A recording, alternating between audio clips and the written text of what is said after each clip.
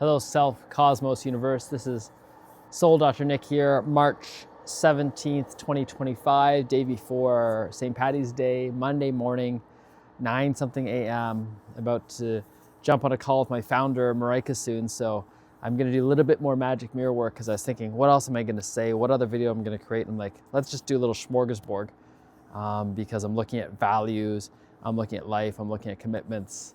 I'm looking at my own discomfort whenever I feel like I'm being challenged. And it doesn't even have to be someone challenging me. I feel discomfort when I feel like I'm being challenged. And it's just a reminder of the patterns that are there. And the patterns run deep. And can I be with that?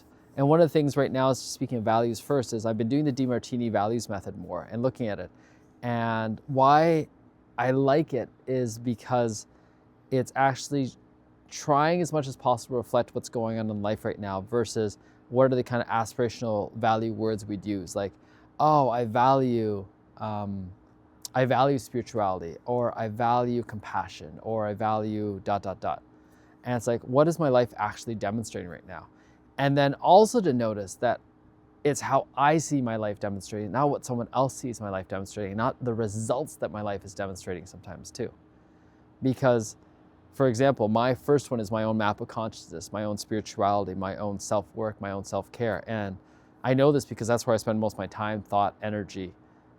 Even this morning, hours of it, right? Like ever since I get up out of bed, it's like, am I choosing to rest? Am I choosing this? Am I choosing that? It's like all about taking care of myself. I'm getting more and more clear on who I am and getting more and more clear on what I'm inspired by, what I want to run into. And then even this magic mirror work is for me. Like, as much as I'm putting it out there, it's public, it's for me, by me, through me, as me. And then it's actually taking a look at what's next. Well, actually what's next, I spend a fuck ton of time with my family. Being with them, thinking about them, getting triggered by them, loving them, playing with them. And so really is my biological family first. My beloved, my son, my cat. Taking it into my extended family, my parents, her parents, siblings, taking it into the Ohana, which is the people that I call family. I take their calls all the time. Like I, as much as I have trouble replying to and keeping them front of mind, I respond relatively quickly. And then the third thing, and this definitely comes third almost in a way, because yeah, like if someone calls and they've got a crisis of emergency, I talk to them first. The third thing is this business, this founders, this Ohana Sage, Ohana Breath. Like, I'm creating so many videos, content for it now because I'm excited, I'm inspired to do it. I'm excited and inspired every time I do any of the work. Like whenever I get to hold a breath, or I get to hold a serum, anything else like that, it just feels awesome. And what has it feeling a little bit off right now is that I'm not doing as much of the work as I want to. And part of it's creating the system so I can actually just be doing the things that I love, and it's flowing through. And I can add and augment to the things that I love. And in the leadership part, I may not be doing an amazing job at leading yet, and I'm spending a lot of time, energy, effort, thought on the actual process of leadership, whether it's reading about it, whether it's learning about it, whether it's practicing it. And then finally, the last one is the financial piece, financial wealth, because I want to create it for the 1,000 years to come. And that one is the one that's probably, in my own world, the most tenuous, and I have to keep coming back to. And what I love about learning deeper about the Demartini values is that it's the work to raise the value of something. If I had to raise the value of that in order to realize, and how do you raise the value? I'm like, keep tying back to the beginning. It's like, oh, as the financial wealth is happening, I'm getting more of my top. I get to spend more time with myself because I don't have to worry about it. I know it's already paying off dividends. I get to spend more time with my family and energy with them because I actually get to help hire more people, do more things that are actually really meaningful to us. I get to actually found more things because I get to create the kind of business that I want, have more of the staff support and all that. And it keeps coming back to the financial. I can't just ignore it, or not just I'm choosing not to ignore it, because right now it's putting that time, energy, effort, love into it. And today it was almost, I took it as someone said, oh, it looks like these are more aspirational. And I can see that from the outside maybe, and I can see that from the inside sometimes. Sometimes it's like the whole, I know I'm faking it to make it, and I know I'm not faking it to make it. And it's both and. And that's the thing I keep coming back to. It's not either or, it's both and. And I'm seeing a little fly hovering here, and my little man loves seeing the flies. So I'm just noticing that right now. And then noticing that there's so many courses that are here to take. There's so many offerings that are here. What is it that really not just excites, but inspires me and says, I actually want to take this, I want to learn this. Part of it's a Star Magic thing from Jerry Sargent I was looking at. Part of it is investing into their place in Transylvania. Part of it is investing in this place in Bowen Island. There's so many shiny objects though. And what I'm appreciating now is I'm better at speaking it out loud, especially with my beloved, and just letting it percolate in the background. I'm speaking it with my founders to let it percolate in the background. And that's how I get it outside of my own head. And today I actually reached out to the Ohana Brotherhood, my men, Mike and Brent, to have them help contemplate a question I have. And that's important to not just hold those questions just in my own head all the time. I've been doing that for far too long. And now I'm just contemplating reaching out to some people that I haven't been reaching out to yet, including my dear brother Sky, just to say hello, how are things going, where are things at? And just noticing for myself, where am I at? Where are things going? How are things going? And letting go of trying. There's a part of me that's trying to keep up with everyone else, how they're doing work, and thinking I'm falling behind because I'm doing less work. And that's a piece that's coming up for me too, is the whole idea of external certification, validation, accomplishments. I have this MD, which I use because it's an easy reference point for people. I've actually done this 3D world thing that a lot of people think is hard and does take time. And now how do I let go of trying to get more letters in order to prove that I've gotten somewhere? And that's part of it right now, wanting to do the work is to prove myself, wanting to take this course to prove myself. Oh, I've learned with this person, I've learned with this person, name dropping. Instead of being with who I am, feeling like I need to be in a way that someone else can recognize. Oh, I've worked with this person, I facilitated this person, therefore I must be this good.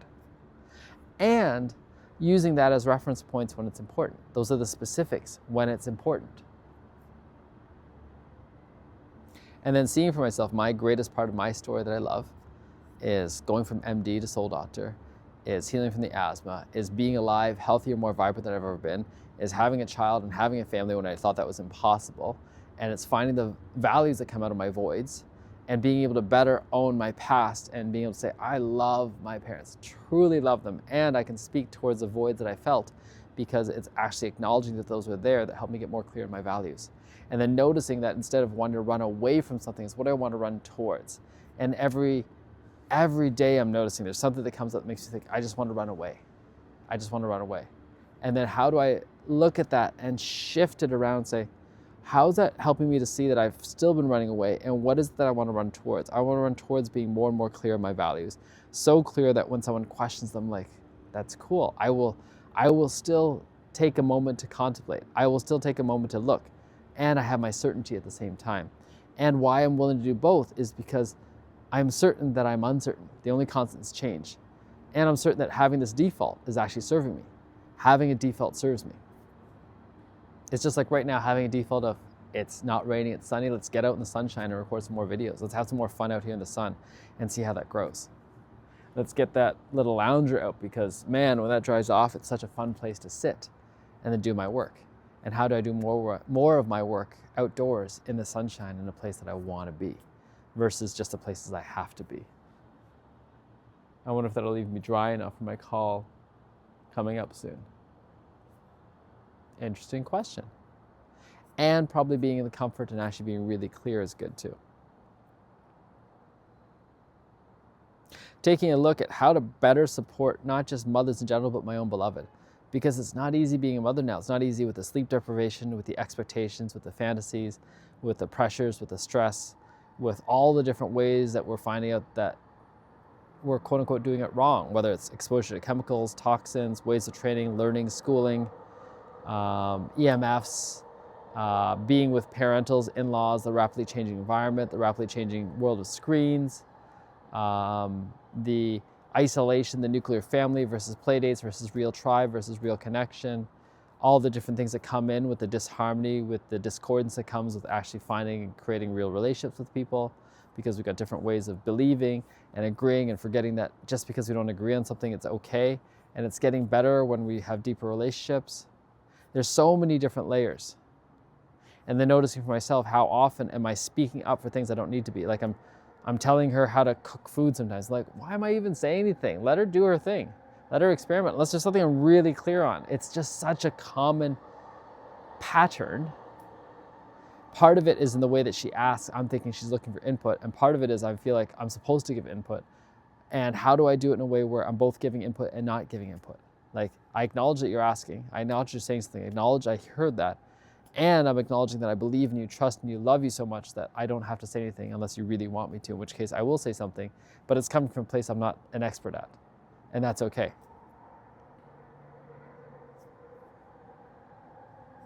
And then noticing over and over, I'm reminding myself of this gift, the gift of humility, the gift of being able to keep noticing when I failed and then owning it and then coming back to it. If I can keep owning that and coming back to it, I make it part of my regular routine, which is really fun for the people around me as well. And it's fun for the training I want to do, because that's what I saw when I was listening to Jerry Sargent yesterday. He's very clear, he's very confident, he's very focused, he's very dynamic, and also he's clear in reminding I'm not the healer, all those things. And it could just be lip service, right? And some of it sometimes is, even for me, because I want to be seen as that person. There's an ego in me. But a bigger part of me, and I can see it's getting bigger and bigger and bigger, is like, no, I'm okay being invisible too. I'm okay being irrelevant. I want to impact. And that is more important than you recognizing me being the impactor, and then me stepping even beyond that, saying, who am I actually impacting versus being a guide, being a vessel, being an energy flow? And then how do I say that without diminishing myself and diminishing my role as well?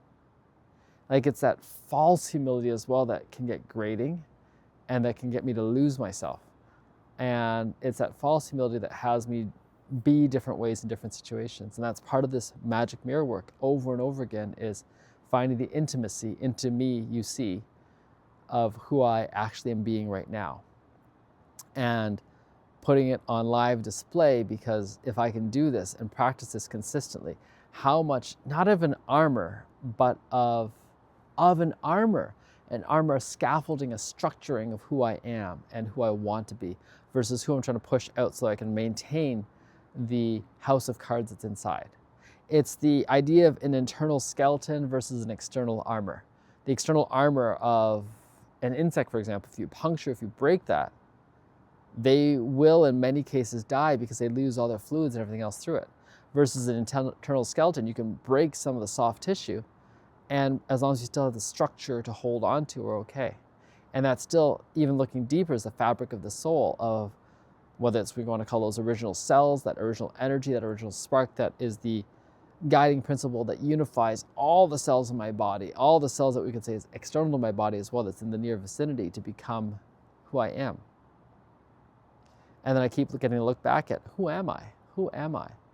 And being able to use the simple, grounding, quick Coles Note versions, and as well be willing to dive into the rambling shackles of the epitome of existence and have a bit of both.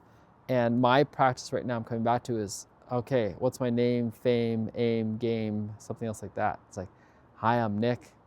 I'm a soul doctor. I have worked with many people to transform their lives, whether it's no babies to babies, insomnia to somnia, no business to business, no intimacy to intimacy. And I do this through altering states of consciousness, whether it's through breath, ceremony, coaching, medicine work with a team, so I'm not trying to do it on my own. And in the next year, I really want to facilitate over 55 people through our signature programs in order to create really lasting transformation and a sustainable foundation for the business we're creating. And I want to do both because I want to impact the individual and then create the foundation so that we can actually impact more individuals in an even better way, both from the standpoint of the clients and the practitioners we get to work with, the operators we get to work with, the contractors, however you want to name them. We're practicing noticing how we increase our organizational structure in a way that feels like it's in alignment with who we are, and noticing every time that we're going to have defaults. So I went back beyond that first 30, 60-second pitch because I'm looking at myself versus just looking at what does someone else need to hear. And over again, my return is to what does someone else need to hear? Not what I want them to hear about me, but what do they need to hear for them? And often, eventually it is including the price. It is including the timeline and commitment. It is including the outcomes, transformations, problems that they come with, getting really clear on those problems, getting clear on what they see. And I really appreciate that. I was just reading Instagram and I can't remember her name, but she's like, I want you to voice the thing that you wanted to voice, not because I agree with you, but because I can see that it wants to have a voice, it wants to be said out loud, it is part of your current truth. And so important to dare to say your own truth and not worry about it. And that's part of it with my own team. I'm daring to say my own truth with them. And that truth isn't the capital T truth, like as in this is the be all and end all, but rather the little t truth. This is what feels like it's the truth inside of me. And when I let it come out, then I can actually examine it and see it from all these different dimensions, all these different angles, say, what do I actually think of this? Do I actually want to hold on to this truth? Just shifting a little bit because I'm noticing a little bit of stiffness where I was standing and being with the sun.